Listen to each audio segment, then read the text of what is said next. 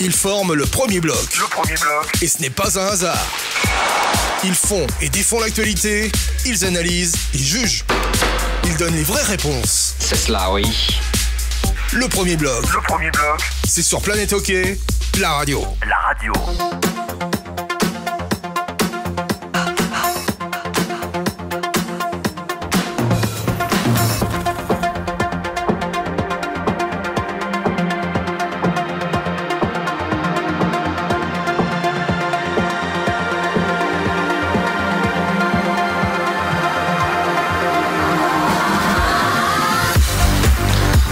Madame, monsieur, bonsoir, bienvenue, nous sommes enfin de retour, enfin quoi que c'était sympa également de se retrouver du côté du Bulls à Gland, c'était il y a quelques jours et on y retournera avec beaucoup de plaisir. On est très heureux de vous retrouver depuis Nyon, depuis le tête de course, ce fameux Bike and Coffee qui nous accueille tous les lundis et vendredis pour le premier bloc. Aujourd'hui c'est le premier bloc, l'after en compagnie de Laurent Perroton. Bonsoir Laurent. Bonsoir. En compagnie de Christian Ponty. Bonsoir. Et en compagnie de Patrice Lefebvre qui a eu la très bonne idée d'aller passer les fêtes en Italie. Vous avez été voir des matchs ? Ou ça jouait pas trop ? Ça jouait pas trop, non. Bon, par contre, vous avez bien mangé. Ça, ouais, c'est certain. Ça, l'Italie. Malheureusement, oui. Voilà. Et donc, on va se retrouver encore une fois cette année, tous les lundis, pour vous parler de ce qui s'est passé dans le hockey suisse ou le hockey international en règle générale. Et il y a encore une fois eu, même pendant les fêtes et pendant ces premiers jours de l'année, un certain nombre de faits plus qu'intéressants. Alors, Laurent Perroton, vous laisse ouvrir les feux. Qu'avez-vous retenu de ces derniers jours ? Ces derniers jours, de ces dernières heures. En bref. Svoboda, retour sur les équipes romandes, le Cellulaire Gate, Cervenka et la Champions League. Christian Ponty. Alors moi je vais dire le week-end à 5 points la joie. C'est pas piquer des verres. Bon, il a dit Svoboda, moi je veux dire autre chose. J'ai lu un beau message de la section ouest de Lausanne que j'ai trouvé intelligent. Donc par rapport au fait qu'ils estiment que Lausanne c'est pas un club de NHL que je partage. Et puis autrement, pour moi la profondeur du banc des joueurs suisses du côté de Genève. Et puis je me tourne du côté de Pat Lefebvre. Bien, virtuellement la victoire du Canada au championnat des U20, absolument. Incontournable pour un Canadien. Incontournable, absolument. Et puis le week-end de 5 points d'Ajoie, absolument aussi. Eh bien, moi, je vous propose justement, si vous êtes d'accord, de commencer par le hockey international cette fois-ci avec ce fameux championnat du monde junior, parce que il y a eu une star dans cette équipe du Canada, c'est Bédard, et Bédard cette nuit a encore marqué en championnat 6 points. Ce gars-là, il va tout casser. C'est la future grande star, c'est la star de l'avenir. Dans peu de temps, en fait. Vous avez vu les stats au championnat du monde à 17 ans.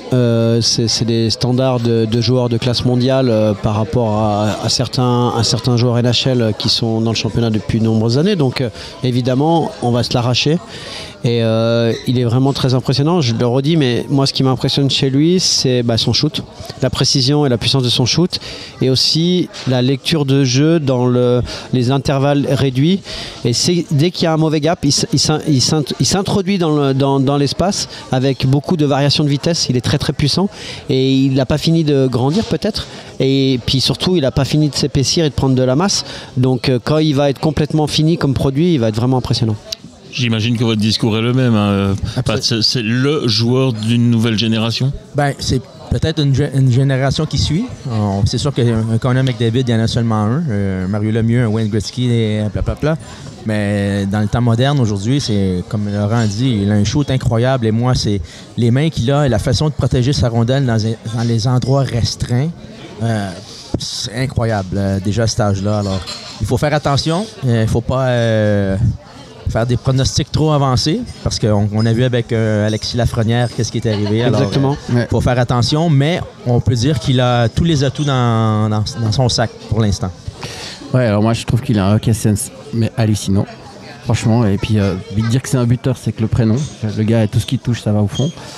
Après, ce qu'on oublie en plus, c'est qu'il y avait Sean Wright et qu'il a quasiment, on l'a oublié qu'il y avait Sean Wright qui est théoriquement. C'est lui qui a fait pencher la finale d'ailleurs en faveur du Canada. Oui. Hein. Ouais, il a quand même été un bon leader. Voilà. Il a joué un rôle de grand frère, si je peux me permettre. Parce qu'il a que 17 ans. Hein.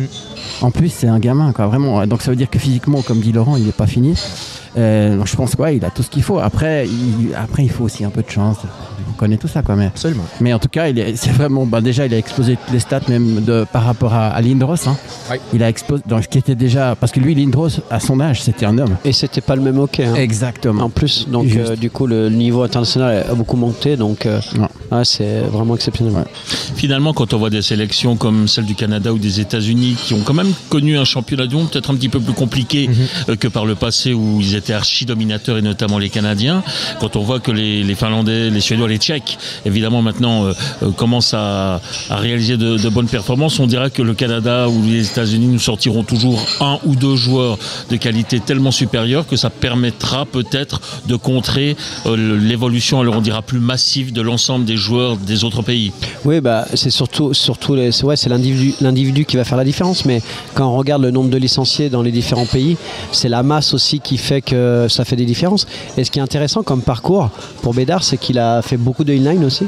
Et il y a beaucoup d'experts qui se offusquaient d'avoir ces deux pratiques en disant que c'était complètement opposé sur les appuis.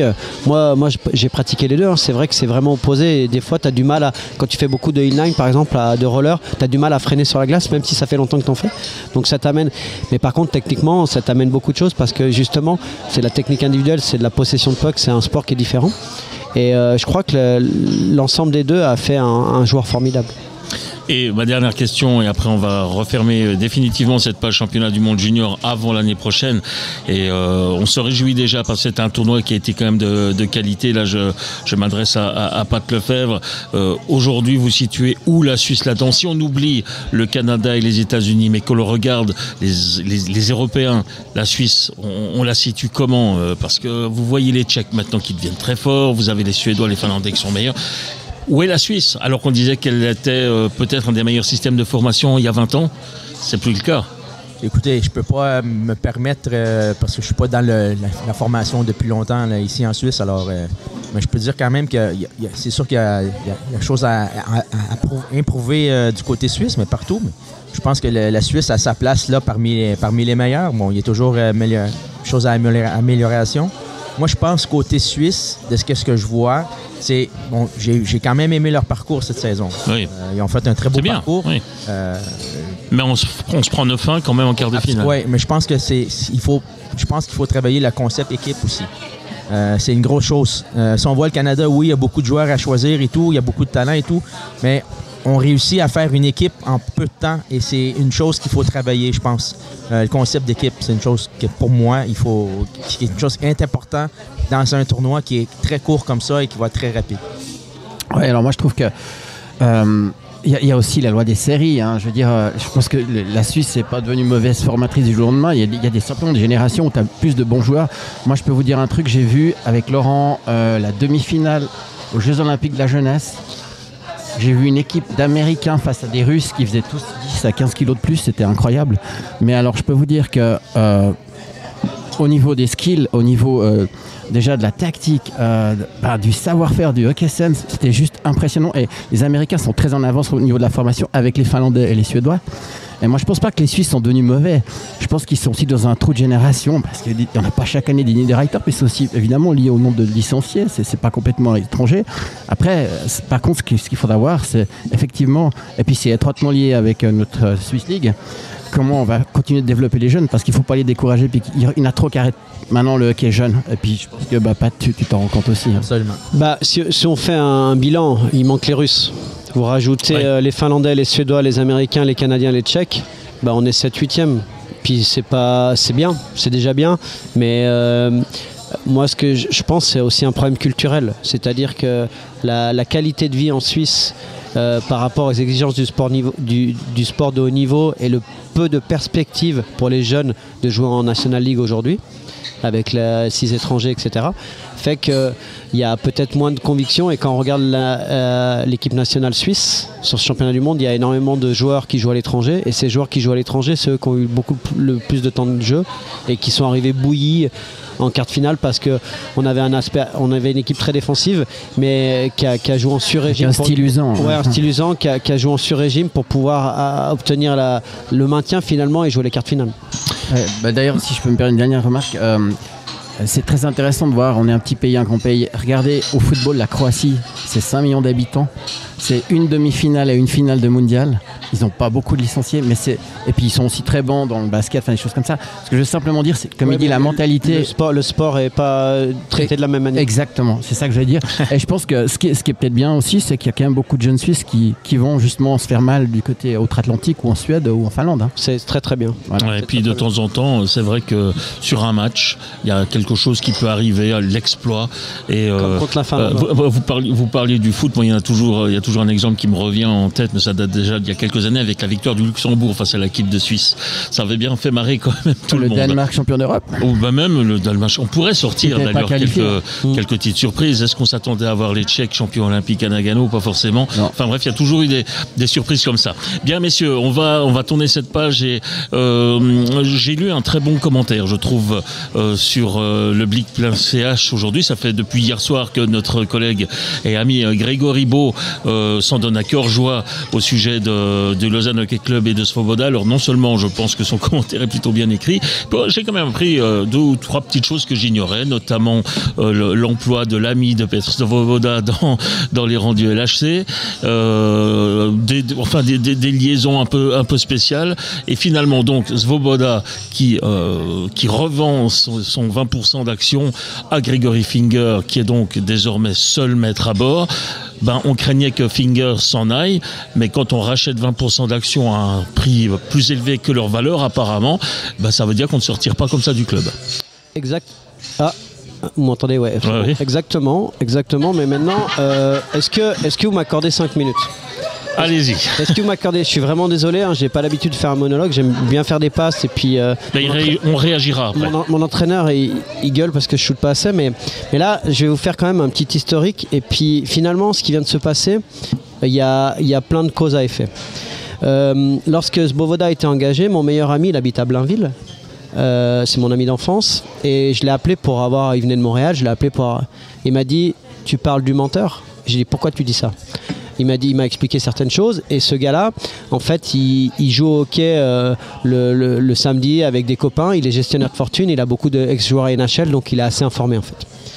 Ensuite, j'appelle mon ami Ondrej Mertel, qui est tchèque, qui était mon assistant et un joueur que j'avais en Ligue Magnus, pour parler de Bakala, l'ancien investisseur. Et là, il me dit...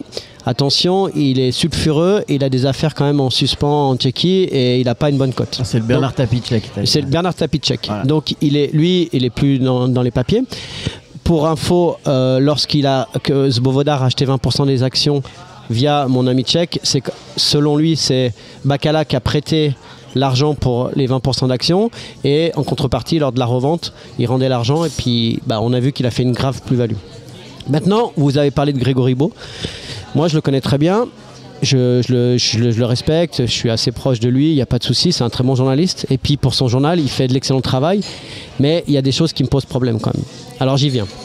On a fait une campagne de vérité, de déstabilisation du trône de Svoboda juste avant son exécution. Vous vous rappelez, hein, et c'était évidemment Greg Beau et le Blick.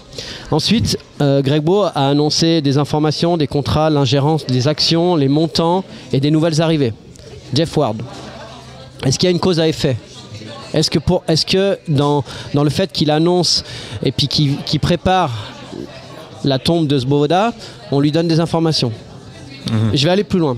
Après, aujourd'hui, je lis l'article. Petr Svoboda a très bien gagné sa vie durant 3 ans, ainsi que sa compagne, ça moi je le savais aussi, et ainsi que Karel Svoboda et Bobby Dolas. Donc sa compagne, ils avaient la double signature, c'est une avocate de formation, et ainsi que Bobby Dolas. Effectivement, les actions étaient revendues très cher, et il ne les avait pas achetées avec ses fonds propres, et ce qu'on a dit avant avec Bakala. Un trouble fait en coulisses. Donc ce qu'on nous explique, c'est qu'il continuait à téléphoner aux agents, il téléphonait à certains joueurs proches de lui, et ça faisait des interférences diverses avec les personnes en poste. Ah oui, qui ça? qui avait des interférences. Okay, il suffit de regarder comment l'équipe joue sur la glace pour comprendre que rien n'a changé malgré les annonces de son départ confiées à une source très proche du bureau de la Vaudoise Arena. Ah bon? Le 10-12 contre Zurich, Lausanne gagne 2-0. Pause de l'équipe nationale. Direct après, Lausanne gagne contre Berne 5-2. Et après, on a cette bouillie contre Ajoie. Félicitations à Ajoie. Et là, on a commencé à avoir des choses qui sortent. L'article, il est paru hier. Après une semaine où Lausanne perd toute la semaine. Et puis, je pense que les Greg Beau a eu ces informations avant dimanche matin lorsqu'il faisait ses tartines au Nutella. Je pense qu'il a eu les informations la veille. Et puis, on ne savait toujours pas le résultat contre Fribourg. Et contre Fribourg, il y a à 2 minutes de la fin, Sorensen qui a une cage vide qui peut égaliser à 4-4 et puis changer le cours du match. Ok ? Donc là, j'ai fait un petit peu un historique. Maintenant, je vais vous parler un petit peu de ma relation avec Petr Svoboda. Comme ça, on va pouvoir arriver à la fin. Il me reste 3 minutes. Martini, non mais après, ça va... c'est très intéressant ce que vous dites. Martini signe... Mais ça nous obligera également à demander des réactions, notamment à Gregoribo et compagnie, ce qu'on espère faire bientôt d'allure sur cette antenne. Bien sûr. Martini signe avec Lausanne. Je commence ma préparation. On me dit on va te donner des joueurs de Lausanne, il n'y a personne. D'un coup. Donc c'est à l'époque où vous étiez entraîneur de Martini, on va le préciser, bien préciser. Exactement. Premier entraînement on reprend plus tard par rapport à la National League et la Swiss League. On me dit dans 3 jours tu vas jouer contre une équipe de Swiss League à la Vaudoise Arena parce qu'il y a le Covid et Lausanne ne veut pas jouer contre. Et comme ça on va pouvoir te mettre les prospects à disposition que Lausanne a recrutés. Et puis on va voir ton équipe. Moi pas content. 3 jours d'entraînement, jouer contre une Swiss League qui a repris depuis 10 jours, un peu inquiet. Vous me connaissez, je vais avec mon équipe, sauf que je ne prends pas mes gros joueurs assez expérimentés, qui n'ont pas assez une grosse préparation, qui ont eu des blessures durant la saison. Je vais avec pas mal de juniors élites, plus quelques joueurs, et puis les 5 prospects. L'échauffement se passe, Paterlini en face, c'est une très bonne équipe de chaux de fond, tout se passe bien, l'échauffement. Le match commence, et là arrive en face de moi McTavish, les 2 frères Svoboda, Weibel, Bobby Dolas, Kevin Ryan et John Foust. Donc il n'y avait personne dans la patinoire. Et puis en fait, j'avais ces gens en face de moi. Et là, mon entraîneur assistant me dit t'as les snipers en face là, qu'est-ce qui se passe? Donc moi, je fais mon match, je me concentre sur mon équipe. Avec les 5 joueurs qu'on vous a imposés. Avec les 5 joueurs qu'on a imposés, je les dilue un petit peu dans les lignes. Et puis finalement, on fait un gros match, on gagne 5-2. Et le directeur sportif de l'époque, Burdet, vient me voir, il me dit ouais, j'ai parlé avec la direction, ils sont super contents de ton travail. Je fais comment est-ce possible qu'ils sont super contents de mon travail? Ils m'ont juste vu coacher 60 minutes sur un match de préparation où les 2 équipes sont absolument pas prêtes. Ok, pas de problème. Je sors de la patinoire et là, je dis à mon assistant, parce qu'avec l'expérience, je sens les choses, viens avec moi. Je veux pas sortir tout seul de la patinoire. Et là, j'arrive en haut des escaliers de la Vaudoise Arena, donc patinoire fermée puisqu'il y a le Covid, et j'entends hey, hey, hey. Et je me retourne, Petr Svoboda et Karel Svoboda. Première fois que je rencontre ce monsieur. Il arrive vers moi, il ne me salue pas, et il me dit c'est toi le phénomène, en anglais. Et donc, moi je parle pas très bien anglais, hein. Donc je comprends ce qu'il me dit, et je dis à Christophe Braun, qui est anglophone, tu peux me traduire? Et il me traduit c'est toi le phénomène. Et Karel Svoboda, son frère, que je connais très bien, qui a joué à Grenoble, qui parle français, je dis à Chris Braun, tu peux lui répondre, c'est toi le grand directeur sportif? Et donc là, il me dit non. Je fais, tu lui traduis? Il lui traduit, c'est toi le grand directeur sportif? Et là, je suis en haut des escaliers et je me dis à ce moment-là, il y en a un des 2 qui va tomber en bas. Parce que vraiment, je sens beaucoup de colère. Bref, l'incident se passe, pas de nouvelles. Et là, commence la saison. Et du coup, pendant la saison, très très compliquée. Et on va jouer, c'est là où je veux en venir, on va jouer un match à Hauteville. Et je suis dans le bus, je l'expliquais tout à l'heure. Et là, il y a John Foust qui m'appelle, via Kevin Ryan qui vient au match, puisque c'était lui la relation entre Martini et Lausanne. Et on me dit, les 5 prospects, tu les fais jouer ensemble. Et moi, je leur réponds, si je fais ça, on va perdre le match, parce que tactiquement, ils sont absolument pas prêts. Et par rapport à l'équipe que j'ai, ça va pas aller. Si. Je dis ok, vous prenez cette décision, ça vient pas de moi, je vais l'expliquer à l'équipe. Donc décision de John Foust. Décision de John Foust ou par l'intermédiaire de John Foust en tout cas. Ouais, exactement. Donc on arrive à la patinoire, on joue le match, on prend 9-1. Plus grosse défaite de Martini des 4 dernières saisons. Les prospects, -7. D'accord. On rentre dans le bus, je fais la vidéo, je suis franc fou. On rentre dans le bus et là, Ricard Puig, un des prospects, commence à rigoler pendant 3 heures en anglais avec ses potes au téléphone. J'arrive le lendemain, je le convoque devant toute l'équipe et je lui dis tu prends tes affaires, pendant une semaine tu es exclu. Ricard Puig, cousin de Kenins. Toutes les 2 heures, un appel de John Foos via Svoboda, alors qu'il ne m'appelait jamais, en me disant non mais tu peux pas faire ça. Finalement, ils ont, au lieu de aller dans mon sens, ils ont rappelé le joueur en Liga pour qu'il s'entraîne avec la Liga. C'est pour vous dire un petit peu l'ingérence. Et Kevin Ryan qui était au milieu de tout ça, finalement, la fin de saison arrive puisqu'il y a le Covid. Je renégocie mon contrat et à la fin de la saison, on me dit on était d'accord sur les montants, j'avais juste à signer, puis on me dit pour l'instant tu dois attendre un petit peu. Finalement, résultat des courses, Lausanne était derrière tout ça. Qui c'est qui prend ma place? Kevin Ryan. Et finalement, résultat des courses, à la fin de la saison, Lausanne va avec Sierre, club historique, partenariat avec Sierre, ouais. Très rival avec Martini, donc perdu sur toute la ligne. Et puis voilà, donc là maintenant je viens à ma finalité, c'est qu'avec toute cette façon de faire et de donner des informations, parce que pour moi on donne des informations pour diluer un petit peu les problèmes. Aujourd'hui, Svoboda il est plus là. Et qui a donné les informations? Moi je sais, ça c'est mon point de vue, en toute humilité, peut-être que je me trompe. Mais le problème, c'est qu'il y a une pression énorme maintenant sur l'équipe. Parce que sur les transferts, sur le fait de se séparer de certains contrats, sur les résultats sportifs, maintenant il n'y a plus d'excuses. Et là j'y viens. Aujourd'hui, les transferts, on a pris Lauri Kainen. Il va être comparé à Sateri, Metsola, Rubec, Juvonen et Koskinen. C'est un backup. Pounenov, il est très très bon. Si vous le faites, vous le prenez en backup, vous ne pouvez pas prendre un étranger, donc c'est pas possible. Et donc, si vous le faites jouer, il a intérêt d'être très très bon. Donc là, premier point, premier jugement pour John Foos. Deuxième chose, Ovitu. Parce que personne n'en parle, parce qu'on parle toujours des problèmes. Mais Ovitu, il a fait signer à Lausanne. Ça s'est joué entre Lausanne et Genève. Là, bataille perdue par Lausanne, surtout qu'il proposait un contrat plus longue durée. Lui, il a eu que 45 jours à Genève, il a préféré aller à Genève. Ensuite, Ward, j'y viens. J'ai eu beaucoup de gens qui m'ont dit oui, vous êtes dur avec Ward. Non, je ne suis pas dur avec Ward. Ward, les joueurs, ils me disent une chose. Il vient de NHL, c'est pas une garantie. Mais par contre, lui, il a une garantie, c'est qu'il connaît très très bien le hockey, il a des très bonnes idées.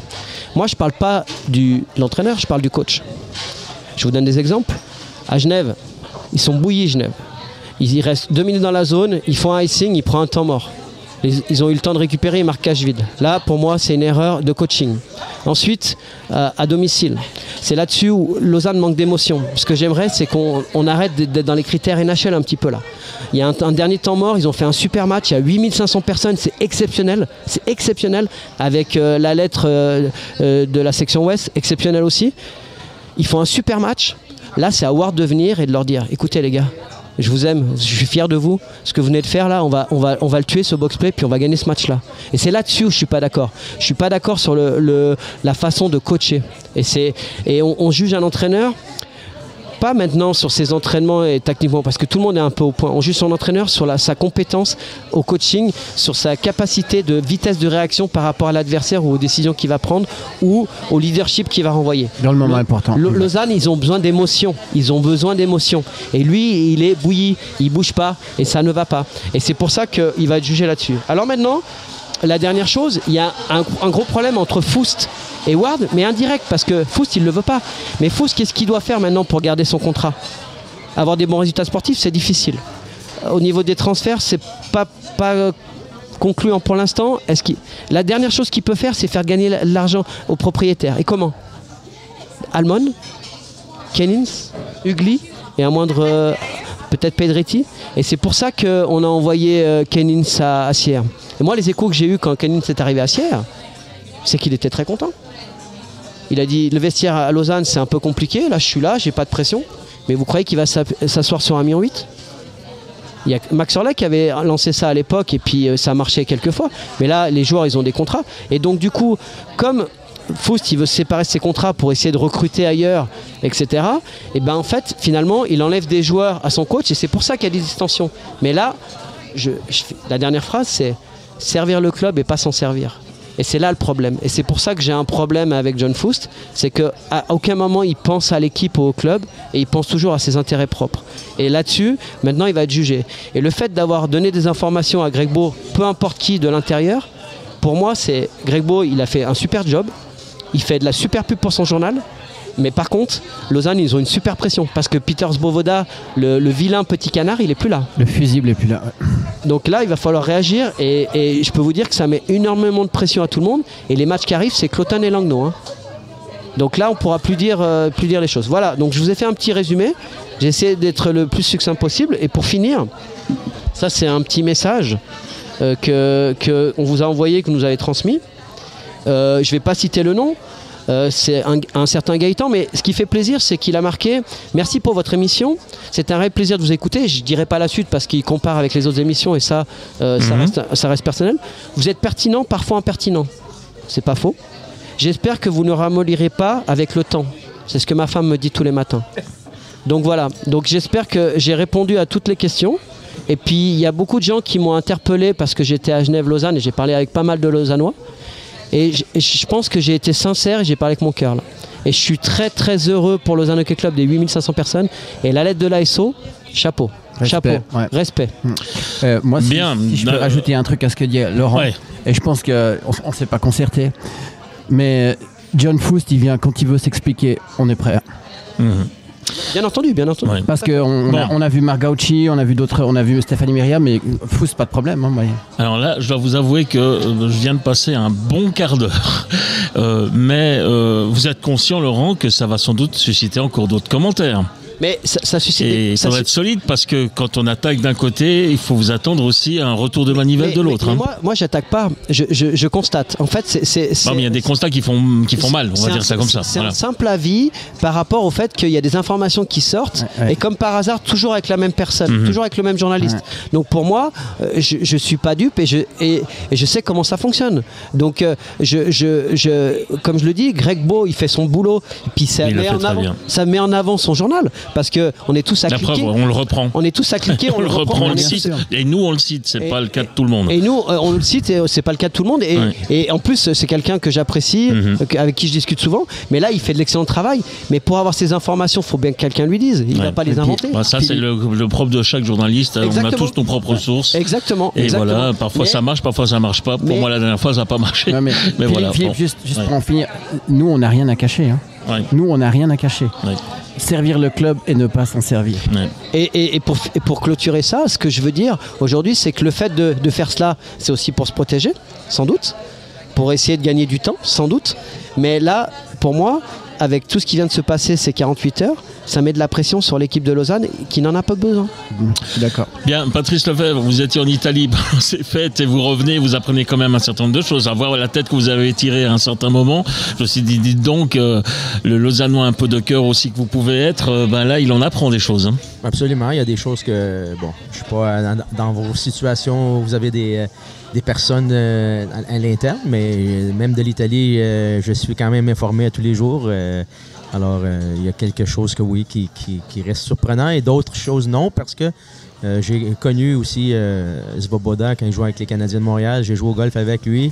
Je l'ai vu ici et c'est comme s'il m'avait jamais... Alors, il y a quelques détails que Laurent, je peux confirmer. Qui ne le rendent pas sympathique. Non, on va dire ça comme ça. Vraiment pas, vraiment pas. Sympathique ou pas, je pense que le travail qu'il a fait à Lausanne, c'est vraiment... contestable.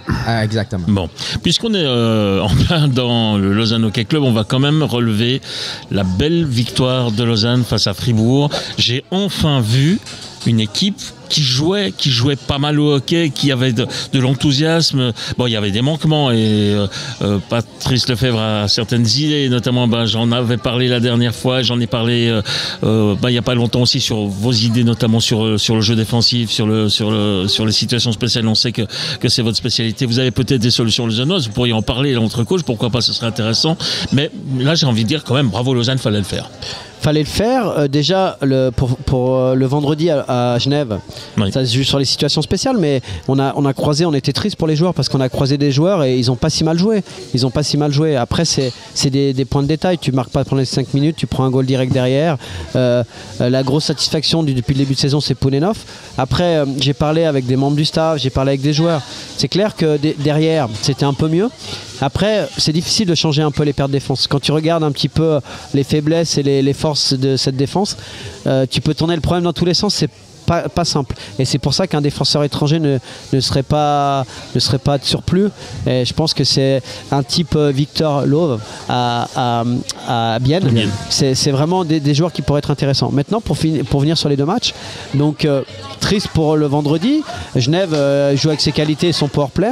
Et puis après, très très bien, 60 minutes, beaucoup de cœur, encore des mauvaises pénalités. Ça, il faut vraiment qu'ils arrivent à améliorer ça parce qu'ils ont quand même l'équipe la plus pénalisée avec 32 minutes de plus qu'Ambry qui est deuxième. 436 minutes de pénalité, c'est beaucoup. Ça améliore un petit peu au niveau de la défensive, de l'offensive. En powerplay, en boxplay, ça reste 11-12e, c'est un peu compliqué. Mais voilà, réaction et surtout Coronès. Parce que les banderoles... Là, ils avaient la pression. Ouais. Les banderoles, le courrier... t'arrives à la patinoire, t'as les oreilles qui sifflent. Hein. Et c'est là-dessus où j'aurais aimé voir un coach proche de ses joueurs, un peu vraiment aimant là. Investi et vraiment aimant parce que moi on en a croisé un à Genève. Franchement, j'étais même mal à l'aise parce qu'on est assez dur avec eux et j'étais mal à l'aise de les croiser parce que ils baissent la tête, ils sont pas bien. Hein. Ça faisait vraiment de la peine à voir parce que ça reste quand même un sport, même si t'es professionnel et le plaisir avant tout. Et là ils sont dans une situation qui est vraiment délicate et ils ont super bien réagi contre Fribourg et on était content pour Lausanne. Ouais, alors moi je vais dire aussi un truc, j'étais aussi au match à Genève avec Laurent. La première chose, faut quand même dire, 5 minutes de powerplay, pas de goal, ça ils l'ont payé malheureusement. Après, c'était 2 équipes qui étaient brouillonnes, c'était pas génial des 2 côtés, mais ce qu'il faut dire, c'est que Lausanne a fini le match très fort. Et on dit souvent, tu finis tes matchs comme tu commences les prochains. Donc de ce côté-là, ils ont bien réagi. Et moi, je dis toujours que c'est dans la tempête que tu vois les vrais capitaines. Et moi, je voulais quand même relater Jelovac, qui a dit des choses simples. Il faut sortir les pouces du cul, c'est exactement ça. Mais il ne s'est jamais caché. Il joue sur son jeu, sur ses valeurs. Mais je trouve que justement, il en a... Pour moi, actuellement, et sans rien enlever à personne, je trouve qu'il est plus un capitaine au sens capitaine qu'un fric. Mais après... Voilà, c'est comme ça, c'est juste pour dire que je trouve que Jelovac est remarquable. Et puis pour revenir à ce que dit Laurent sur Ward, moi il y a un exemple en ce moment, c'est Vauclair. Voilà, Vauclair, la vie. Vauclair, l'enthousiasme, Vauclair a taillé le courteau. Je suis désolé, moi, les coachs nord-américains qui pour aller parler à un joueur vont parler à l'oreille de son assistant pour qu'il lui dise alors qu'il y a 2 mètres à faire. Pas en ce moment. Patrice Lefebvre, vous avez vu jouer le Lausanne Hockey Club ce week-end. Techniquement, comment ça se passe? Non, mais je pense que les 2 buts rapides au début de la première période et de la deuxième période a fait, je pense que c'était le moment qui a clé. Retour de Sekatch et puis Jäger. Sur la sortie de zone. Je pense que c'est ça qui a un peu brisé les reins de Fribourg. J'ai trouvé un peu amorphe Fribourg. Il y a quand même Sorensen de la Rose qui ont fait un bon travail, mais je pense que c'est une victoire méritée pour Lausanne. Powerplay, ils ont fait un but sur le powerplay. Le jeune défenseur qui arrive du 20, Sidler, qui a joué malheureusement 3 chiffres et il a fait un but. On parle de développement, on parle de faire jouer des jeunes, d'aider des équipes. Je pense que c'est un exemple. Ça, c'est mon opinion. Juste pour revenir sur Christian, pour les coachs américains qui n'ont pas, c'est faire attention, c'est les coachs qui arrivent de la NHL. Ouais, je suis d'accord. Qui sont mal vus en Amérique si tu es trop exubérant, flamboyant, proche.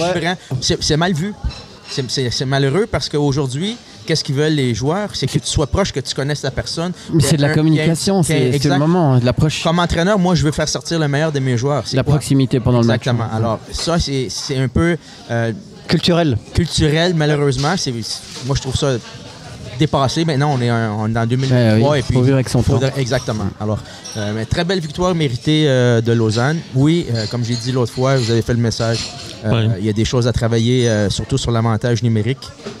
J'ai gagné ma vie là-dessus. J'ai beaucoup de Tu shootais pas beaucoup, tu faisais des passes quand même. Je dépasse, oui. Les back-ends. Tu mettais des passes qu'il n'y avait plus qu'à mettre au fond. Mais c'est un jeu de 5, c'est savoir où l'autre va. Et puis aussi, c'est de lire les 4 autres joueurs aussi. C'est un jeu d'échecs, les avantages numériques. Alors, il faut savoir un peu lire sur toi, sur Christian, sur Laurent, et puis un peu travailler en harmonie. Puis des fois, les jeux que tu pratiques ne sont pas toujours là habituellement. Ça arrive peut-être 1-2 fois par match, mais c'est qu'est-ce que tu vas faire? À ce moment-là, tu dois le sortir. Alors, c'est des choses qui se pratiquent. Il faut avoir un peu une intégrité pour pouvoir dire. Maintenant, les joueurs, ils veulent savoir, mais ils veulent voir aussi. Et puis, en étant proactif aussi, puis l'entraîneur, il doit sentir la chimie entre les gars. Absolument. Des fois, tu dis, non, mais en fait, tu dis dès le début, ceux-là, ils vont s'entendre. Et c'est pas forcément évident au début, mais ça se travaille et tout d'un coup, paf, ça clique. Juste rajouter sur Lausanne, on a été assez dur avec ce joueur, Genazi, sur le banc à Genève. Incroyable, toujours positif, c'est lui qui a été calmé certains, notamment Gloser, donc vraiment capitaine dans l'âme là sur le match à Genève, parce que quand ça allait pas, chaque fois qu'il prenait un mauvais goal, c'est lui qui était à remonter tout le monde. Donc ça fait plaisir.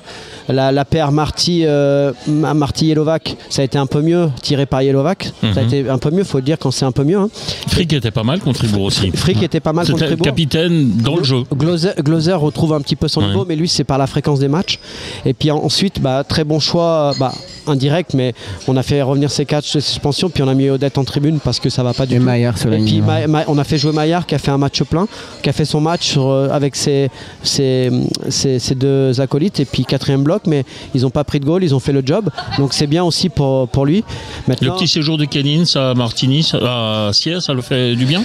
Écoute, il joue de la même chose, hein. Il est intense, il met des checks, c'est pas un mec qui va faire des gros points. Il prend une mauvaise pénalité, mais c'est très sévère à Genève. C'est très sévère la pénalité qu'il prend. Ouais, là, moi je suis d'accord. Je suis pas d'accord avec la pénalité qu'il a prise. Pourtant, on l'a beaucoup critiqué sur ses pénalités. Ensuite, par moment, il est tellement intense que des fois, il en est dangereux 2-3 fois. Le gars, il l'évite au dernier moment. S'il touche le genou et tout. Il est très puissant. Ouais, il est très puissant et puis pas super mobile, donc ça peut être dangereux. Maintenant, je reviens sur le powerplay. Pat a parlé de ça. Le problème en powerplay, déjà, vous avez vu hier soir le match, vous avez Cloton qui a un powerplay classique mais avec 5 excellents joueurs, chacun dans leur position, et puis avec un Zouk qui a créé un petit peu du powerplay avec le mouvement des joueurs, le mouvement du puck, avec des choses différentes, avec des variations très très intéressantes. Maintenant, ce qui manque à Lausanne, c'est aussi à la pointe, parce que Gernat, il est très très bon sur un rush, quand il patine, mais quand il est statique et en latéralité, pour bouger le puck, il est en grande difficulté. Il n'a pas assez de vista et de hockey sense là-dessus. Et le petit Sidler, par contre, j'allais dire. Le petit Sidler là. Donc moi, je pense qu'il faut essayer de lui donner un peu plus de temps de jeu pour le développer et qu'il ait un peu plus de confiance et surtout qu'il soit dans le match pour pouvoir arriver sur les situations spéciales en étant chaud avec du temps de jeu. Mais justement, quelle position ils sont dans la ligue présentement? Sur le powerplay? Sur le powerplay, ils sont 11e. T'as quoi à perdre en le mettant? Bien sûr. En plus, lui, il est habile en haut. On appelle ça un corps arrière. Il est capable très habile. de marcher c'est un blue liner. Exactement. Oui. Il peut pour ouvrir les box, les piquets ou les diamants, il faut que tu sois mobile, il faut que tu aies de la vitesse. Alors, en plus, on est en droitier. Puis il est créatif. Tom Ernest, quand il fait ses spinos et tout, il ouvre complètement. Vatanen.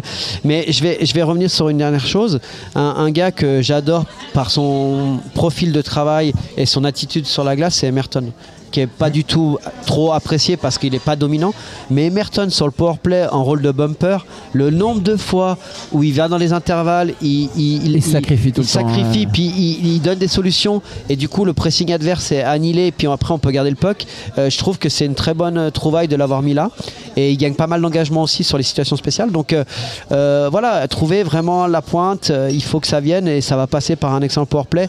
Et je reviens, mais le retour de ces catchs, c'est quand même... Ces catchs, juste on parle de ça, mais Kovacs c'est 26 points, mais 0,74 points par match. Ces catchs, c'est 0,81. C'est en ratio par match joué, c'est le meilleur buteur de l'équipe et ça m'étonne pas du tout. Puis c'est la bougie d'allumage de la ligne parce que quand il était plus là, il tournait plus. Et puis on savait avec le caractère qu'il a, il est arrivé sur cette glace, il avait faim, il met un goal tout de suite. Et pour venir sur ce dernier match, la comparaison elle fait mal, mais Hughes, Pounenov, là les fans ils ont vraiment vu la différence de qualité des deux gardiens, et si on échange les gardiens c'est pas le même score. Et puis d'ailleurs, Poulenov à Genève aussi était excellent. Non, il faut préciser. Il prend une mauvaise pénalité, le pauvre, mais il fait des gros arrêts, vraiment des très gros arrêts. C'est un vraiment très très bon gardien.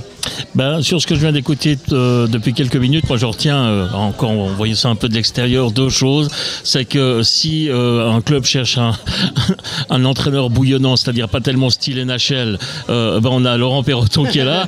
Si vous cherchez un spécialiste des situations spéciales, notamment du genre powerplay, il y a Patrice Lefebvre qui est à disposition. Et puis quand il faut quelqu'un pour calmer ces messieurs, il y a Christian Ponty qui est réputé pour ça, également à la bande. Il était engagé pour ça d'ailleurs à l'époque à Marty.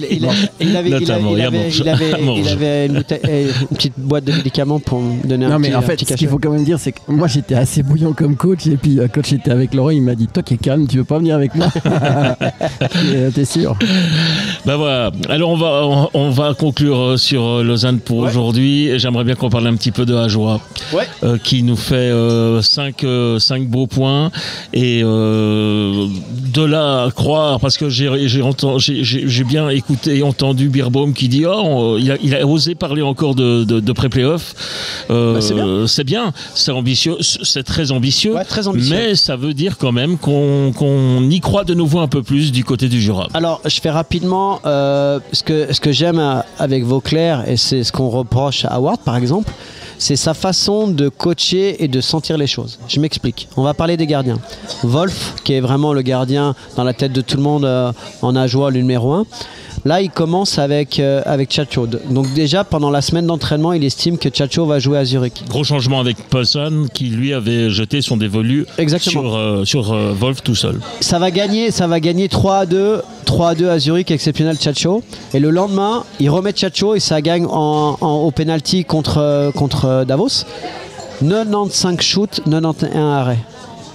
Et peut-être que le mardi, il rejoue contre Fribourg, peut-être qu'il va changer. Mais déjà, c'est le premier point. Ensuite, le fait de diluer les blocs, avec séparer par exemple De Vos et Hazen, donner de la confiance et du temps de jeu aux joueurs suisses, fait que sur la durée, vous vous rappelez avant, ils perdaient toujours le troisième tir, ils se faisaient rattraper et puis ils perdaient. Là, c'est arrivé aussi contre les grosses équipes, mais finalement ils arrivent à gagner parce qu'ils ont encore cette énergie pour aller mettre ce à 2, le 3-2 ou gagner au penalty contre Davos. Ensuite, si on regarde un petit peu les statistiques, finalement, en powerplay, en boxplay, on était 14e partout. Là maintenant on est monté à la 13e place, donc il faut s'appuyer sur les petits détails. Voilà, on a progressé là-dessus et le powerplay a été très très bon. Ensuite au face-off, c'est 6e de la ligue, c'est très très bien.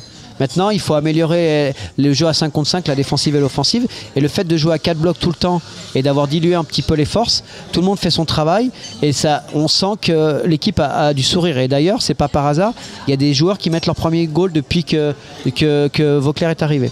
Donc voilà. Ensuite, au niveau des étrangers, on reste toujours avec le quatuor De Vos, Brennan, Hazen, Asselin. Mais c'est Asselin au ratio qui est 1,04 qui est le meilleur score de la ligue. Mais on les a séparés. Et je crois qu'on arrive gentiment à avoir des résultats, à avoir du plaisir et surtout sur la durée, à ne pas arriver en play-outs avec que des défaites. Ouais, moi je remarque aussi un truc, c'est que Vauclair a eu le mérite de remettre plein de joueurs dedans, à commencer par Frossard.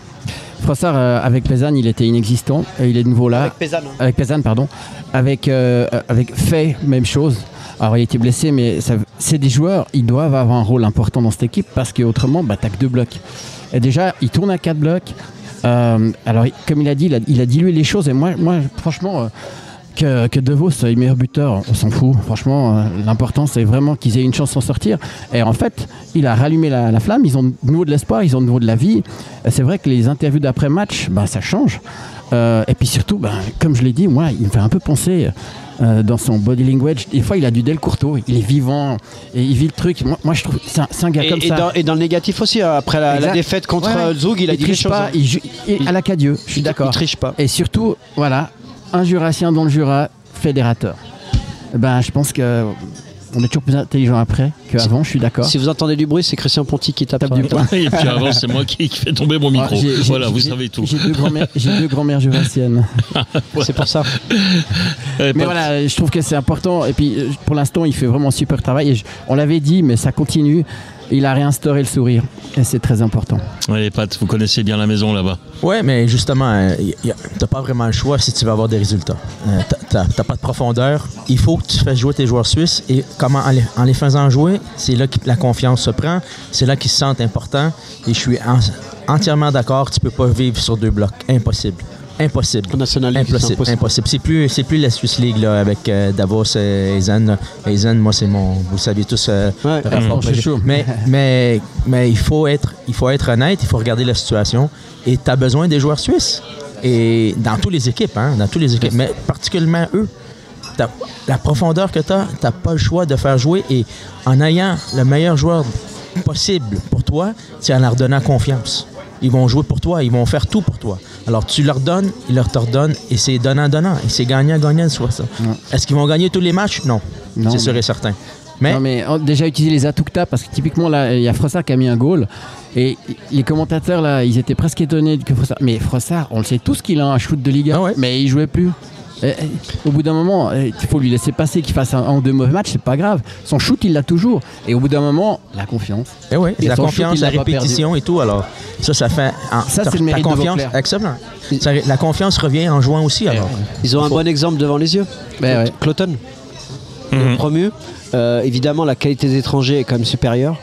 Mais par contre, avec un énorme gardien étranger, mais par contre, ils ont beaucoup de joueurs suisses qui développent. Et donc, l'objectif de Vauclair, c'est de diluer et de faire progresser ces jeunes joueurs suisses pour arriver prêts pour la fin de saison. Alors, si je peux me permettre, j'ai regardé le match hier soir, j'ai trouvé un truc incroyable. L'audace de Tomlinson. Hier, Simic, il a 5 minutes de temps de jeu. Il joue quasiment les 3 derniers shifts. Ça veut dire, imagine le culot. T'envoies un mec froid, mais tu le regardes dans les yeux, tu dis hey, maintenant on doit pas prendre de goal, je compte sur toi. Il met Simic qui a pas joué. Bogro, quatrième bloc, ils ont beaucoup ça veut juste dire que le gars, il est tellement incroyable que même le joueur qui a pas joué, il va jouer pour le coach. Parce que le coach, il a un aura, il lui donne la responsabilité à la fin du match. Exactement. 5 minutes, les gars, il le met à la fin quand c'est hyper important. Ouais, le sens du sacrifice pour le coach. En vous entendant parler de Vauclair, pour le moment, on a toujours considéré Vauclair comme étant un peu le pompier depuis 2 ans. C'est vrai qu'il a toujours été là pour reprendre quand ça ne fonctionnait pas. Là, quand je vous entends parler, j'ai l'impression qu'on est au début de l'éclosion d'un peut-être très très bon coach pour l'avenir. Christian Dubé ? Ça vous rappelle des souvenirs, mais c'est un petit peu ça. Et puis en plus, il est chez lui, il a une forte personnalité, une grande carrière de joueur. Et je crois que c'est lui qui a fait les transferts. Donc pourquoi pas ? Est-ce que ça l'intéresserait vraiment? Parce que finalement, il est coach au vu des circonstances, par défaut. Mais est-ce que si on regarde les finances du club et si on veut évoluer, on a Pezan sous contrat l'année prochaine, et si on se maintient en Liga, il y a un renouvellement de contrat pour Gary Sheehan. Est-ce qu'on a la possibilité d'aller chercher un 3e coach ou de cumuler une fonction directeur sportif, entraîneur, en payant ces 2 entraîneurs-là pour pouvoir avoir un peu plus de budget pour avoir une équipe plus compétitive? Il y a pas mal de choses qui sont parallèles à son envie à lui, en fait. Et puis, mais rappelez-vous, est-ce que Dubé, à la base, ça l'intéressait d'être entraîneur? C'est venu l'appétit. Bon, là, c'est aussi venu peut-être pour une question de contrat. Il fallait bien que Fribourg. Non, mais je suis d'accord, mais quand ça s'est bien passé, parce qu'après. Je pense que c'est surtout le club qui voulait d'abord le garder, enfin lui donner un job. Non, mais je suis d'accord. Entraîneur, mais dans les 2 cas, il fallait avoir du courage. Ouais. Oui, totalement. totalement. Comme j'ai dit, il y en a 4. Il y a Stoney qui a fait ça aussi 6 matchs. Ouais. Il y a Vauclair, il y a Dubé. Ça me plaît bien parce que souvent, finalement, c'est ces entraîneurs par défaut qui sont devenus peut-être les entraîneurs les plus francs, les plus emblématiques, les plus expressifs. Enfin, ceux qui disent les choses telles qu'elles sont. Ils sont pas pourris encore par le système. C'est peut-être pour ça qu'on les apprécie, et puis c'est peut-être pour ça que les joueurs jouent pour eux. Et ça a beaucoup changé, et c'est en train de pas mal changer à tous les niveaux. Entraîneur d'il y a 10 ans et entraîneur aujourd'hui, il y a beaucoup de choses qui ont changé, donc tu dois évoluer avec ton temps. Et je crois que Vauclair, il il aspire à ça et puis il envoie ce genre de message. Et du coup, quand je parle d'énergie, je vous dis souvent, hein, moi j'ai eu le coach où j'ai moins appris de choses selon moi, hein, où je regardais tout le temps la pendule, il a joué 60 matchs NHL. Puis j'ai eu un coach qui a joué au plus bas niveau français. Dès qu'il venait dans le vestiaire, il nous parlait. J'avais envie de tuer tout le monde. Et ce gars-là, si je le croise dans la rue, je traverse la rue, j'ai envie de l'embrasser, quoi. Donc voilà, c'est tellement important la relation humaine et puis ce que tu et c'est ce que j'aurais voulu voir, parce que moi j'étais fier des Lausannois contre Fribourg et j'ai envie que le coach il s'assoit pas son assistant et au pire après le match il dit écoute, on fonctionne comme ça, mais là il fallait que j'y aille. Et les gars, je vous aime, vous avez eu des coronesses, on va gagner ce match, vous allez pas prendre de goal et on va faire tirer tout le monde. C'est ça que j'aurais voulu. Bon, on va également tourner cette page-ci. Il y a pas mal d'autres idées de discussion, hein, qui ont été émises en début d'émission.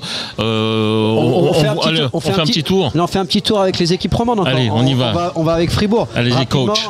Donc Fribourg gagne 6-1, perd à Lausanne, on en a beaucoup parlé. Ça a amélioré au niveau de l'attaque, 8e attaque, mais parce que les étrangers ont commencé à être performants au niveau de Sorensen, de la Rose, Gunderson, Rask et Kokanen. Kokanen, des bons débuts de saison, un petit peu moins en dedans, et Rask pour l'instant on n'arrive pas à trouver son voilà, c'est lui, voilà, c'est lui un peu le problème, c'est pour le mettre. Ouais, c'est ça exactement pour l'instant, mais je pense qu'il a des possibilités sur les skills. Et ce qui me gêne, par contre, celui qu'on sait où mettre pour le moment, c'est Vagneux dans les tribunes, et ça m'embête un peu quand même. Ouais, mais je pense est-ce que Vagneux aurait pu changer quelque chose face à Lausanne? Je me suis posé la question à un moment, avec Vagneux derrière, est-ce que Lausanne aurait gagné? Ça c'est impossible de répondre. Ouais. C'est vrai qu'il amène plus de stabilité et ils ont pris beaucoup plus de goals. Ils étaient beaucoup plus friables défensivement. Donc c'est vrai que Vagneux. C'était une déferlante Lausanne, c'est ça. Ils n'ont pas réussi à contenir la déferlante lausannoise. C'est ça. Et puis en zone neutre, ils ont beaucoup trop reculé. Vagneux est assez agressif. Il joue bien défensivement, mais il coupe bien les lignes de passe. Donc Sprunger, Vagneux absent. Et puis je voulais quand même juste parler d'une stat. Le meilleur scoreur c'est Berchi avec 23 points à 0,72 points. Vous savez qui c'est qui a le meilleur ratio de points? Sorensen. Avec son week-end fabuleux, il est à 0,76 points. Donc on parlait de lui, mais là on se demandait quand il allait se réveiller, mais là il s'est réveillé. Il faudra voir la suite, mais il a vraiment été. Et il rate une cage vide à 2 minutes de la fin qui aurait pu vraiment faire tourner le match. Et après, de la Rose aussi pas mal. Après, oui, de la Rose très très bien, l'ensemble. Et après, juste dernière chose sur les gardiens. On a beaucoup parlé de Hughes, fabuleux. Moi, je vous ai dit que j'étais pas d'accord avec ça. Patrice va me confirmer. Moi, j'ai dit qu'il avait fait un match très ordinaire. Et j'ai regardé. Mais depuis un moment, il est. Il y a 2 buts qui devraient pas rentrer là. 91,82% d'arrêt. Il est 9e goalie de la ligue par rapport au pourcentage d'arrêt, avec la 2e défense du championnat. Donc finalement on a été un petit peu dur avec lui, mais finalement là on voit son vrai niveau. Et la comparaison Pounenov-Hughes sur le match tourne en faveur de Pounenov. Exactement. Moi je voulais juste revenir sur une chose. Rappelez-vous, quand on a parlé avec Dubé, on lui avait posé la question s'il était pour ou contre envoyer ses étrangers en équipe nationale. Je vous rappelle quand même que Delarose et Sorensen ont joué ensemble depuis là, et depuis ils les a pas séparés. Et nous on avait vu Sorensen à la Vallée de Joux. Il avait quand même avant sa blessure. Il avait un costume immense. Il était censé remplacer Dido. Et nous on avait dit il est incroyable, il a une force de pénétration. Et regardez ce week-end. Je pense qu'à lui tout seul, il en fume 3 gars et tout d'un coup Delarose marque des goals. Pourquoi? Parce qu'il y en a 3 qui le suivent, il est seul devant la cage. Et moi, je dis, on a vu du vrai Sorensen depuis quelques matchs, et surtout, on a vu le Delarose qu'on attend en play-off. Parce que pour le bouger devant les goals, contre Lausanne, je ne sais pas si vous avez vu, c'est une tour. Et ça, pour moi, ça c'est le Delarose play-off qu'on est censé voir. Et je pense qu'aujourd'hui, Dubé doit être bien content d'avoir envoyé ces 2 gars avec l'équipe de Suède, parce qu'ils jouent ensemble depuis là, il les a pas changés. Et il l'avait dit, il avait une blessure au doigt, Sorensen. Tu peux pas jouer avec un doigt pété, et ça prend du temps. Et il a vraiment un potentiel. Regardez les changements de direction qu'il fait, il est incroyable, il a folle les défenses. Si lui, il continue sur cette lancée, je pense qu'on aura un gros Fribourg là. Moi, je suis d'accord avec toi. Il a fait tout un match. De la Rose, lui, qu'est-ce qu'il fait? Mais il crée de l'espace. Il est tellement gros et tout. Il crée de l'espace. Il donne la chance à Sorensen de faire les choses qu'il fait avec la rondelle, comme il l'a fait. Et puis, ça donne la fraction de seconde pour un autre, pour s'ouvrir, pour faire la passe majestueuse qu'il a fait pour donner un but ou une cage vide. Là, mais... Puis on voit qu'ils ont du plaisir, ils s'absolent bien. Ouais. Et là, je rappelle qu'il manque Sprunger aussi. Sprunger et Vagno en tribune, il manquait. Ouais. C'est important, c'est toujours important de trouver des duos, parce que c'est difficile de trouver des trios. Ouais, c'est ça. Mais quand tu as des duos, exactement, toujours, tu peux toujours ajouter après ça, mais quand tu as un duo qui fonctionne comme ça, qui s'entendent bien, ce qui fait à Bienne. Exact. Ou à Genève, mais tu vois, ils sont complices. Hein. Et moi, je me rappelle, on a vu le match contre la Suède, et tu voyais qu'ils étaient contents d'être ensemble. Et là, je pense que Dubé, là, en plus, c'était contre la Suisse. C'était contre la Suisse, ouais. Contre la Suisse, exactement. Avec la Suède. Ouais. Laurent, Genève Servette est toujours leader. Oui, alors on part vite Bienne, et puis après on monte crescendo. Bon, alors allons-y crescendo. Bienne, gagné en OT parce contre que Bienne n'a pas voulu être leader. Voilà, perdu à Ambry, un gros match, mais à chaque fois revenu au score. Il commence mal les matchs, faut qu'il arrive à changer ça. Mais Sateri absent, Chian blessé, Schneeberger, Sateri, Rayala suspendu. Donc ça fait quand même 3 étrangers dans le line-up. Par contre, deuxième attaque, quatrième défense, c'est en train de descendre un peu en powerplay. Mais Yakovenko absent quelques matchs. Voilà, il y a des joueurs très importants. Et puis Sateri, il a volé beaucoup de matchs cette saison. Donc c'est aussi normal qu'on arrive à moins performer en termes de points, mais c'est quand même pas mal. Après, au niveau des scoreurs, les gens ils étaient un petit peu inquiets sur la venue d'Olofsson, qui était un électron libre qui était associé à Grenier. Je crois que là, les doutes se sont un point par match. Envolés, point par match. Il est même devant offert au niveau qui est à 0,94. Donc ça, c'est très très bien. Et puis voilà, un HC Bienne qui pourra durer en play-off s'il n'a pas de blessure, comme on l'a dit souvent, par rapport au contingent en quantité et en qualité. Oui, effectivement. Je pense que j'ai fait une petite remarque quand il y a eu Bienne, Ambry-Bienne, où Ambry a gagné. Et j'ai remarqué Ambry avec ou sans Heim, 3 buts, il gagne. Et Bienne avec ou sans offert, 2 buts. C'est juste pour dire qu'il y a des joueurs qui... Bienne joue bien, mais c'est souvent offert qui marque, tout comme Heim. Après, c'est ça qui est peut-être un peu dangereux aussi. C'est que entre les risques de blessure, parce qu'il y a des joueurs assez fragiles qui sont anciens, mais qui sont juste incroyables quand ils sont en forme, hein, les Brunner, Conti et compagnie. Mais voilà, ils sont en cours alternatif. Et puis les gardiens. Et si, alors eux, plus que jamais, il faut que les étoiles s'alignent. Parce qu'on a vu à Zurich, typiquement, s'il te manque 2-3 gars, ou le premier match contre Genève après la pause, exactement. Il te manque 1 ou 2 gars. Par contre, ce que j'adore, c'est que quoi qu'il arrive, il va mettre des jeunes. Ils s'en foutent. Ouais, ça c'est sa grande qualité. Puis on les remplace numériquement, quoi.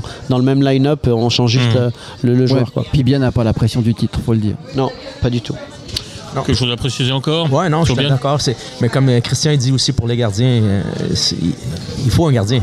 Voilà. Tu commences, t'as pas le gardien, tu peux avoir la meilleure offensive de la ligue dans n'importe où, t'as pas le gardien, il faut que ton gardien soit ton meilleur joueur. Avec Seteri et puis le retour de Van Pottelberg et puis éventuellement un Ritz qui est quand même là. Ah non, ils sont très très solides. À ce niveau-là, ils sont bien dotés. Ils sont très très très solides. Ouais, mais le problème c'est que Pastor, les 2 gros sont blessés. Exact. Ça veut pas dire que Ritz fait pas l'affaire, mais sur la durée, ça sera plus compliqué. Voilà. Une petite différence. Voilà, exactement. Donc Genève. La grosse satisfaction du week-end, incroyable. Alors franchement, après le match contre Lausanne, on va dans le couloir en costume. Artikainen, Filppula et Vatanen. Ouais. Tu te dis là tu te rends compte quand même de 150 points. Tu te rends compte qu'il manque quand même du monde au portillon. Ensuite Jacquemet blessé, Volmin blessé, Smirnov blessé. Et ça gagne contre Lausanne, ils n'ont pas très bien joué. Franchement, ils n'ont pas très bien joué. Par contre, ils ont très bien joué en box-play, en power-play, ce qui a fait la différence. Filppula sorti du match. Filppula expulsé, justement, on l'a vu en costume après. Ouais. Et puis ensuite, la victoire à Berne. Fantastique. Il faut le faire. Fantastique. Ouais. Et puis des émotions. Tanner Richard, des fois, qui peut être un peu agaçant pour certains. Il y a des émotions. Il marque, il fait le mouvement avec son gant. Enfin, on sent que cette équipe, elle vit. Et gros match. Et on répond un petit peu à cette période un peu délicate où on avait 4 défaites à la maison d'affilée. Donc, du coup, premier du championnat. Zurich qui perd 2 matchs, donc ça les met bien, vraiment bien, qui a perdu quand même, qui a gagné en OT et perdu en OT, donc du coup ils prennent des points d'avance, donc super week-end pour Genève. Après, juste un petit truc, Tout le monde parle de Phil Poula, on a parlé un peu de Winnick qui l'aidait bien, mais en termes de statistiques, points par match marqués, le premier Tom Ernest, c'est Winnick avec Winnick, ouais. 1,16. 1,16. Et puis quand même Tom Ernest exceptionnel. Bah alors justement, Ah, on y arrive. vous étiez sur place. Moi, Oh pas. là là là là là Oh là. là là, à ce point-là. Oh là là Ouais, il là en perd là de là. vitesse. Ah non, là ça allait pas du tout. Hein. Alors ça a été beaucoup mieux à Berne, mais contre Genève, il y a beaucoup de gens qui me disaient mais qu'est-ce qui se passe? Il est malade, c'est pas possible. Ah, d'accord. Pas de vitesse, Oula. pas de en retard, mais pas Jacques May à côté. Il a joué avec le jeune Chanton qui défensivement était en difficulté, donc très très compliqué. Et c'est pour ça que le retour de Vatanen ou l'amélioration, on va y venir après, d'Ovitu, va permettre peut-être au coaching staff de mettre deux playmakers sur le même bloc pour lui laisser beaucoup plus de liberté offensive. Maintenant, pour venir sur Ovitu, donc il y avait 2 clubs qui étaient dessus, hein. Et au dernier moment il a décidé d'aller à Genève. C'est un gros pari parce que 45 jours il faut faire ses preuves, mais par contre il a joué simplement. On voit qu'il manque beaucoup de rythme comme Almquist à Zug, et sur la durée il va quand même être intéressant parce que ce championnat, autant ces deux Il a fait son premier point. Oui, mais ces 2 petits gabarits ne correspondent pas à la KHL, autant ces 2 petits gabarits qui sont très très bons avec le puck et qui patinent très très bien vont s'en sortir bien dans le championnat suisse. Donc une recrue intéressante. Les bruits de couloir font que ce qu'on entend, c'est que Tom Ernest aurait signé à Frölunda au mois de septembre, mais que a annoncé ça tout de suite à l'équipe et au coaching staff et à Mark Gauchi. Et Mark Gauchi aurait déjà trouvé peut-être son successeur avec un profil qui se rapproche. Un peu similaire. Donc on verra, ça c'est les bruits des Vernets, on verra la suite, mais ça travaille bien du côté des Vernets. Et puis l'apport d'Ovitu, c'est une excellente nouvelle. Ouais, alors moi, juste pour compléter ce que vient de dire Laurent, bon déjà, première chose, faut le dire, moi j'étais, et puis Laurent aussi, un peu énervé par l'attitude de Joris depuis qu'il est revenu de la Spengler. Incroyable. Exceptionnel. Il est vraiment très bon. Très bon. Contre Lausanne, le premier powerplay habituel n'était pas là, et c'est le powerplay de Joris qui a tourné. Ils ont fait un travail remarquable. Ensuite, le lendemain à Berne, parce qu'il faut quand même dire une chose, aussi moi je voudrais relever Cadieux, Chanton, franchement, à la rue, contre Lausanne. À Berne, il l'a fait jouer 16 minutes 52. 16 minutes 52. Imaginez, il faut mettre de la confiance à un gars qui était à la rue le jour d'avant. Il était en grande difficulté. Bébé, hein, c'est un joueur de Ligue B pour l'instant. Ouais, il faut qu'il progresse dans la vitesse d'exécution au niveau avec le puck et sans le puck. Ça, c'est un vrai problème. Et donc, ça veut simplement dire aussi que Cadieux, franchement, il a du courage. Parce que c'était pas évident après le match de Lausanne. Ça a tenu. Ovitu, 20 minutes 52 temps de jeu plus 2. Sobre mais efficace. Et puis après, c'est les joueurs suisses. Noirot donne l'impulsion. Pouliot, on dirait qu'il a 25 ans. Gars. Ouais, il joue très très bien. Il est en pleine forme. Là. Et puis Berne, sur les 10 derniers matchs, c'était 8 victoires. À Berne. Et ça joue dur. Sans Phil Poula, Vatanen, les 5 joueurs qu'on a dit. Hein. Artikainen, Jacques May et Volmin. Et juste pour en finir avec ça, vous savez qui c'est le plus gros temps de jeu à Berne chez les attaquants? Sur le match là, ouais. Sur ce match-là. Ouais. C'est un petit jeune qui jouait à Lausanne avant. Pas du tout, c'est Dido. C'est Dido. Dido, 23 minutes de temps de jeu, 4 points, et Berne perd. Encore un classique. Dido, top scorer du championnat. C'est ça.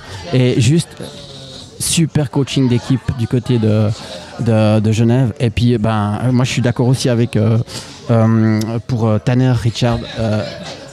J'ai l'impression que quand il n'y a plus les gros étrangers, il se met à shooter. Quand ils sont là, il leur donne le puck. Et là, il a pris ses responsabilités. Ouais, ça fait plaisir. Exact. Et puis il a un bon shoot. Hein.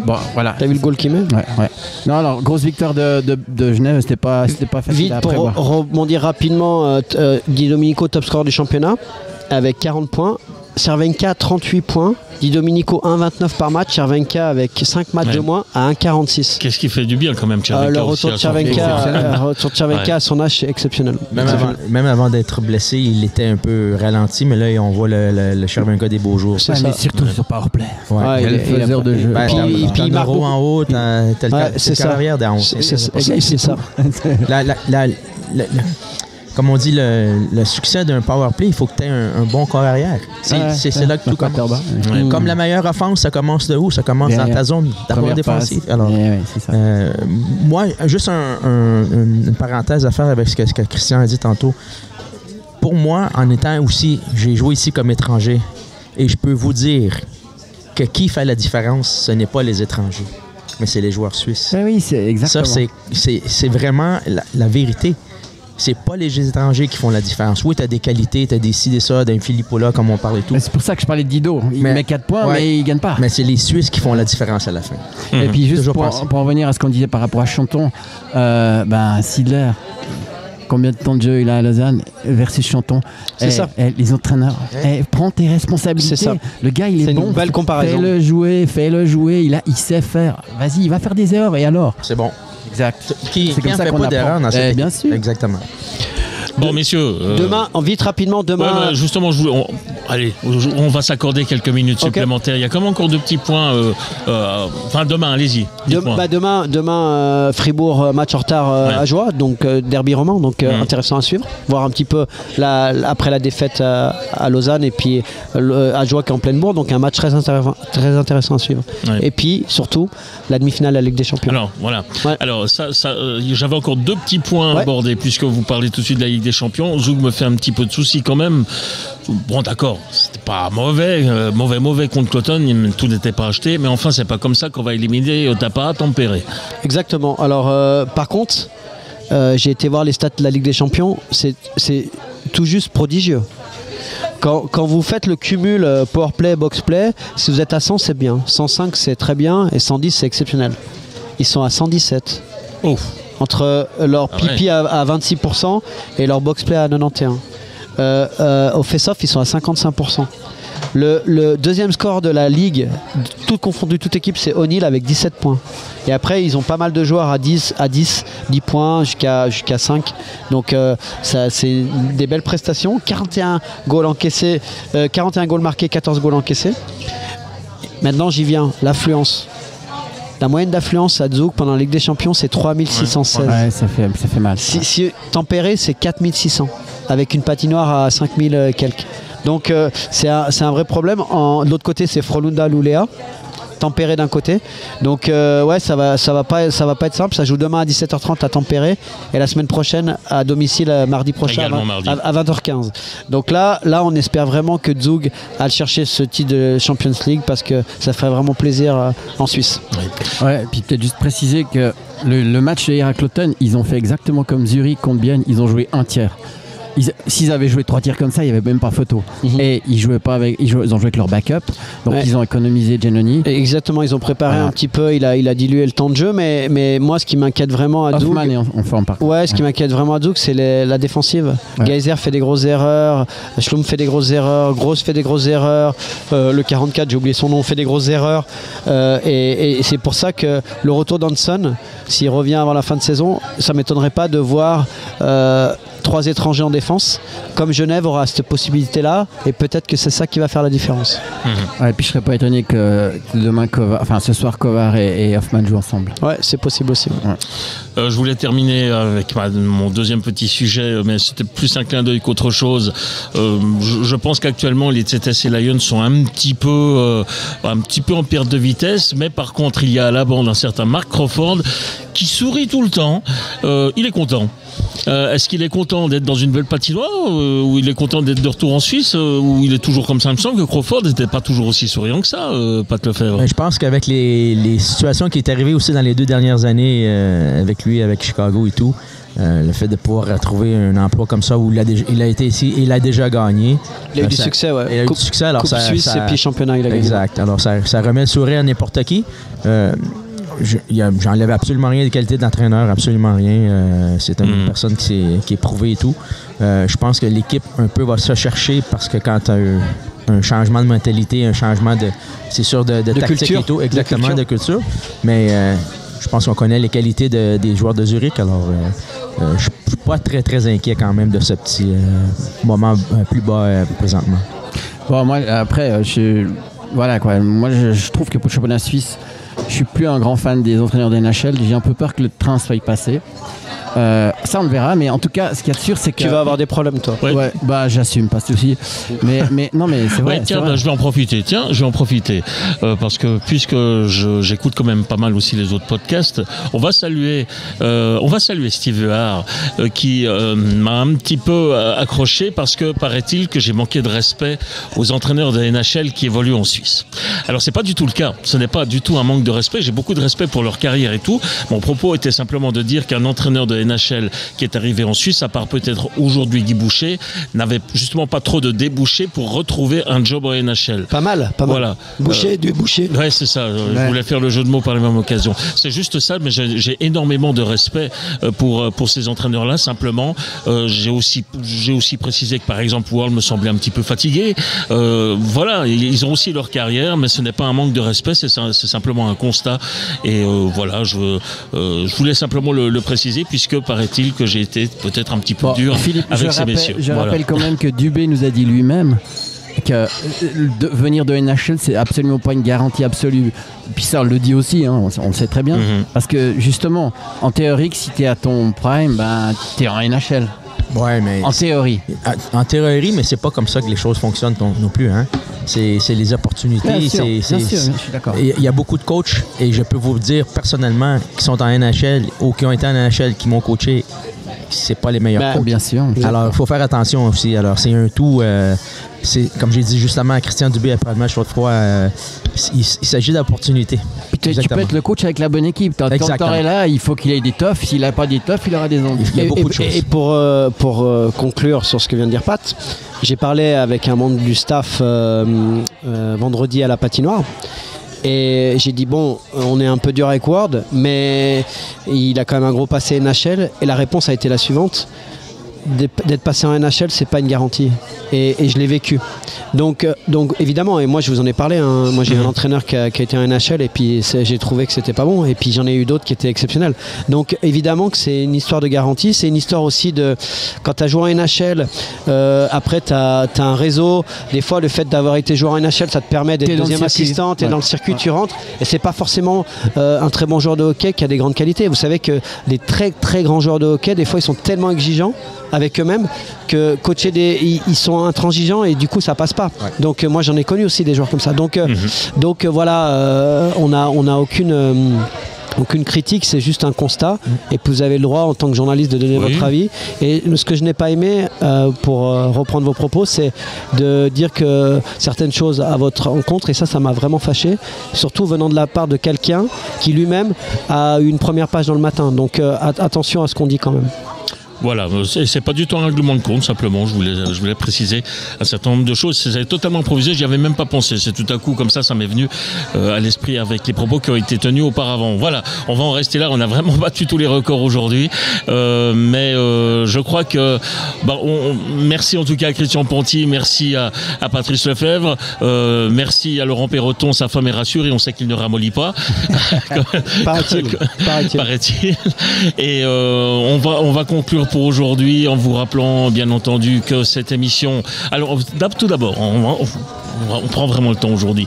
Depuis ce matin, toutes les anciennes émissions, le premier bloc, sont sur YouTube. Bravo Philippe. Donc comme ça, si vous voulez voir encore l'évolution de l'émission, eh bien vous pouvez la le chaîne faire YouTube. sur la chaîne YouTube Planète Hockey Center, Planète Hockey. Enfin bref, vous faites la recherche. On peut nous trouver sur plusieurs hashtags. Et puis n'oubliez pas que dimanche, on va vite rappeler votre match. On en reparlera vendredi, mais votre match de dimanche, c'est Ambry-Lausanne. Ambry-Lausanne. Super match. On est très content d'avoir cette affiche. Voilà. Et puis que d'ici là, eh bien n'oubliez pas que si le hockey sur glace c'est bien, le hockey sur place C'est mieux. C'est mieux. Et vive le hockey roman. Merci à toutes et à tous de nous avoir suivis. Donc rediffusion d'ici quelques minutes déjà de cette émission, ainsi que demain matin 6h et mardi 13h. Excellente fin de journée à toutes et à tous et à bientôt. Bye bye.